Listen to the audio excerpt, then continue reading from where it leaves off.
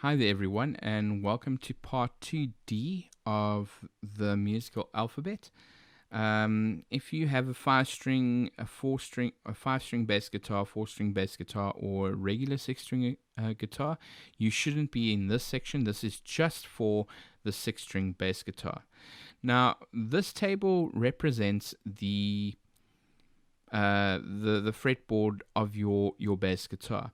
So what you need to do is, if you're holding your 6-string bass guitar, you need to put it on your lap, face up on your lap, and the thickest string should be facing you, and the thinnest string should be the furthest outward.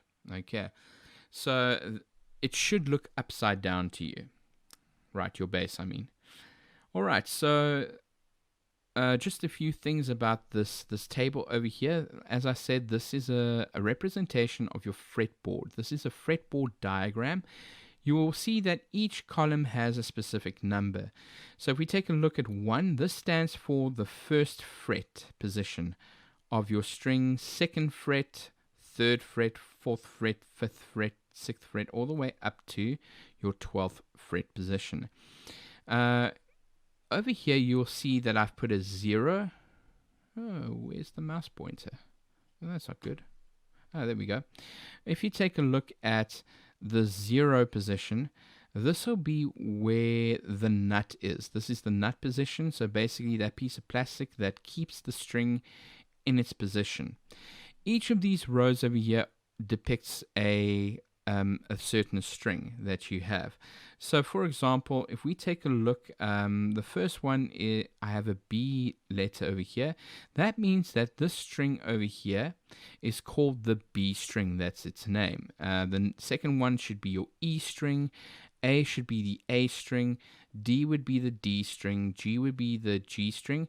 And depending on how you've tuned this bottom string, this would be the C string. Okay, and it should be tuned as the C string. If it's tuned B, I strongly suggest that you tune it up to C. In later lessons, you will see why. All right, now with this over here, that is the string name. Now, how they get the string name is if you don't put your left hand or left fingers on any part, on any part of the fretboard over here, and you pluck using your right hand on that string, it should vibrate at that specific pitch, which is it should make the sound of a B string or a B pitch or the B note. And then the same thing should be for the second string, that if you pluck the second string without using your left hand and fret anything over here, it should give the E note, and then the A note, D note, G note, and C note. All right. However, when you put your finger on the first fret position, it changes the pitch of that B string to the next note. Now we're going to focus on A as the main exercise over here. All right. And I see that my mouse pointer is doing some strange things today. All right, so if I had to move from A to the next note, if I had to fret that, we are going to start by ascending from A all the way to A again. Now, you'll find that very strange, but from A to A is, if you get to A over here, this is just where the musical alphabet starts again. Now, in part 1, we spoke about how the musical alphabet doesn't have an H chord, an I chord, and all of that. It goes from A, B, C, D, E, F, G, then it starts again, A, B, C, D, E, F, G, the natural notes. But we're also looking at the in-betweeners over here as well. So that means that when we go A, and we go to the next notes over here, if we also include the in-betweeners, it would be the A sharp. Okay, so it'll go A sharp. The next note should be B.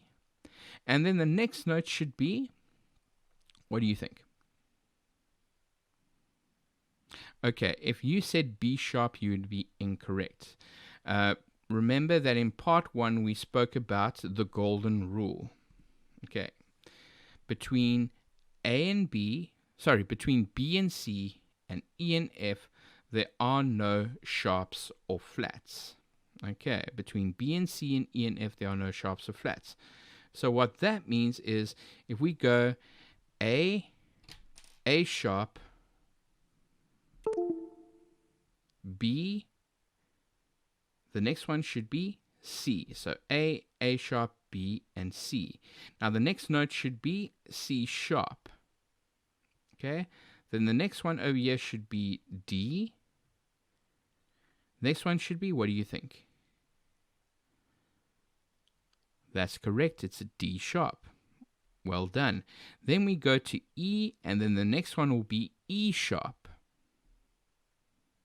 If you picked that one up, you would be correct. It's not E and E sharp, it'll be E and F. Remember the golden rule, between B and C and E and F, there are no sharps or flats.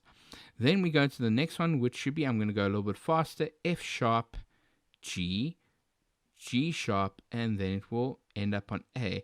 If we do this correctly, it should lead into the next note, which should be A, and then we start the whole process again, which is A sharp, and carrying on. All right, so just to go through these notes one more time, it's A sharp, B, C, C sharp, D, D sharp, E, F sharp, G, G sharp, and then A. All right, that's ascending.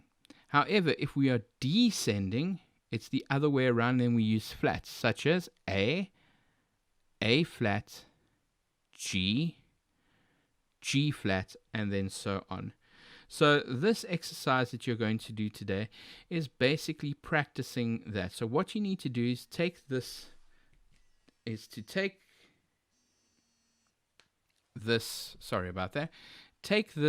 fretboard, and you're going to copy it out twice. You're going to copy this table out twice. And then what you are going to do is you are going to fill these notes out. So for example, if we start with the first table, you're going to go A sharp, B, C, and then carry on. And in the second table, you're going to fill it out as A flat, G, G flat, and all of that. But you also need to do the rest of the strings. Now, when you're doing that, you start from wherever the string name is. So for example, if I take a look at C over here, what I need to do is I start from there. So if it's C over here, the next note is going to be C sharp. The next one's going to be D, D sharp, carrying on over there. Then the other way around is going to be C, B, B flat, and then so on. So in this one, you're going to practice them ascending in sharps and then descending in flats. So that will be the homework that you need to do for your musical alphabet. And once you've done that, I want you to practice it over and over again. The more you practice it, the easier it's going to become for you. So I'm going to leave you with that, and then practice that until we have the next lesson. So with that being said, enjoy the rest of your day.